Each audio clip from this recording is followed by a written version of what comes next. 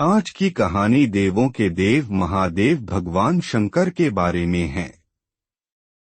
या यूं कहें कि भगवान शंकर और उनके भक्त कुबेर के बारे में है। शिव भक्तों को यह कहानी पूरी जरूर पढ़ना चाहिए। कहानी कुछ इस प्रकार है। कुबेर, जिनको धन के देवता कहा जाता है, वह यक्षों के भी देवता थे। कहते हैं कि लंका पहले कुबेर की थी। रावण ने जब लंका पर कब्जा किया और कुबेर को वहां से निकाल दिया तो कुबेर को मुख्य भूमि की तरफ जाना पड़ा। प्रजा और राज्य को खोने के बाद कुबेर निराश हो गया था, इसलिए उसने भगवान शिव की आराधना और भक्ति शुरू कर दी। इस तरह से कुबेर एक शिव भक्त बन गया।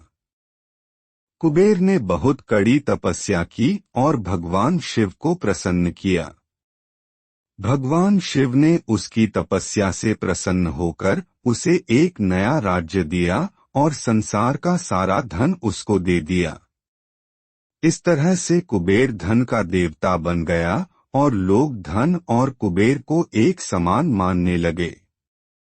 संसार का सबसे धनी व्यक्ति बनने के बाद कुबेर भगवान शिव को बहुत कीमती वस्तुएं चढ़ाने लगा। धीरे धीरे उसे लगने लगा कि वह शिव का इतना महान भक्त है और वह इतनी सारी बहुमूल्य वस्तुएं भगवान शिव को चढ़ाता है। लेकिन सत्य तो यह था कि भगवान शिव ने कभी भी उसकी चढ़ाई विभूति के अलावा किसी और वस्तु को छुआ तक नहीं था। कुबेर जो यह मानने लगा था कि वह अब भगवान के लिए कुछ भी कर सकता है और उन्हें जो चाहिए वह दिलवा सकता है।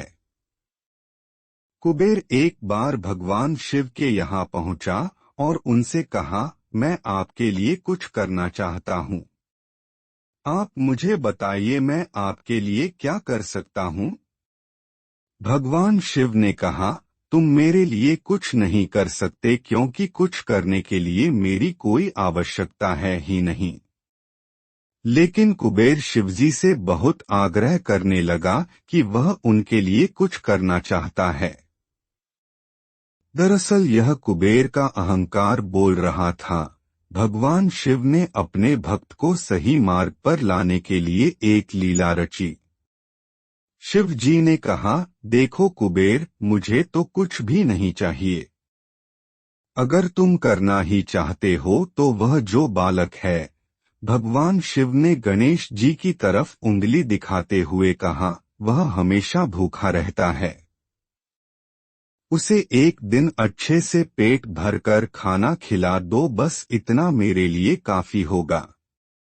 कुबेर ने मन ही मन सोचा कि भगवान ने मुझसे मांगा भी तो क्या एक बच्चे को खाना खिलाने का। बस यह सोचकर कुबेर गणेश जी को अपने साथ भोजन कराने के लिए ले गया। शुरू में कुबेर ने अपने कुछ रसोइयों द्वारा खाना बनाकर गणेश जी को स्वादिष्ट आना पिरोसा।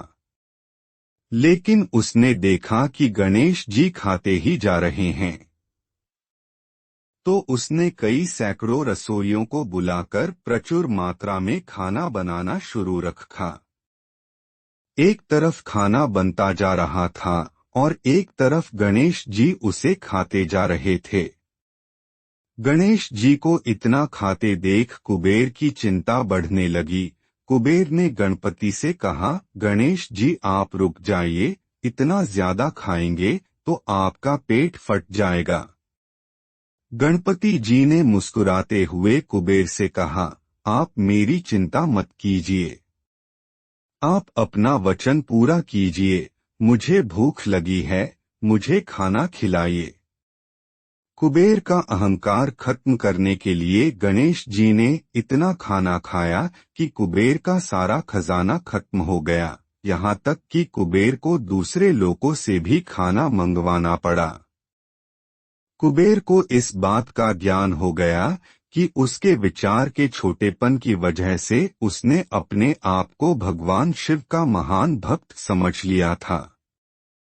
जबकि सच बात तो यह थी कि भगवान ने जो कुछ उसे दिया है उसी का थोड़ा हिस्सा वो भगवान को दे रहा था।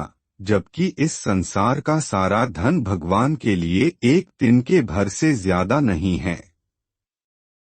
उसने भगवान शिव के पास जाकर अपनी गलती की माफी मांगी और उस दिन से उसकी जीवन की दशा बदल गई।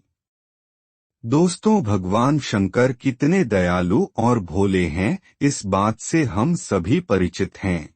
वह अपने अच्छे और बुरे सभी भक्तों पर अपनी दया दृष्टि रखते हैं। पूरी कहानी ध्यान से पढ़ने के लिए धन्यवाद। अंत में यही कहूँगा, भोलेनाथ आप सभी को सुखी रखे।